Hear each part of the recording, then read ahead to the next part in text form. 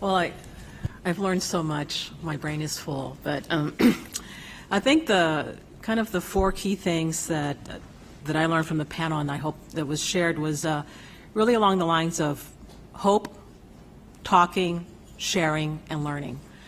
And I think that I was very hopeful throughout the whole couple of days, but it's just that there are all these other tools and resources that are available to us beyond just the evidence-based interventions, and so we have in the fields of economics, policies, funding, and even authorizing language. So there are great opportunities for us to start tapping into those.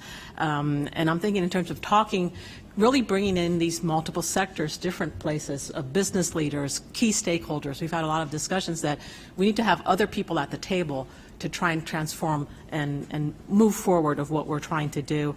And even just talking to each other and learning a different language. And so that's part of it.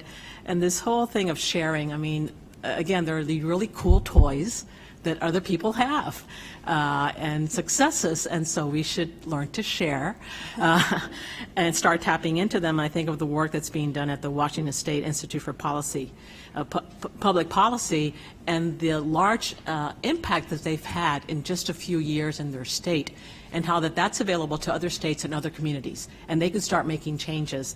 And that the work that we're doing really does have an impact, not just on those individual children, which is our goal, but on those families, on those communities, and legislators can be interested in that, and funders and so forth. And so we can all be utilizing that information. And again, from the OMB perspective, that we are trying to bring together all these different, very innovative funding streams. And as Marianne has said, is really tapping into the ACA. So that's a challenge for all of us. And then going back to this whole concept of learning and failing, but that we need to start to learn from each other and from others, from outside our field. And I think that that's the one thing that we keep talking about, is that we really need to cast a much wider net if we are going to be innovative, and as far as Norway or beyond, but also other sectors from within the work that we're doing. And that's the only way that we're going to find changes to really promote child health and well-being and children's mental health issues. And I think that's pretty much it. I'll yield most of my time.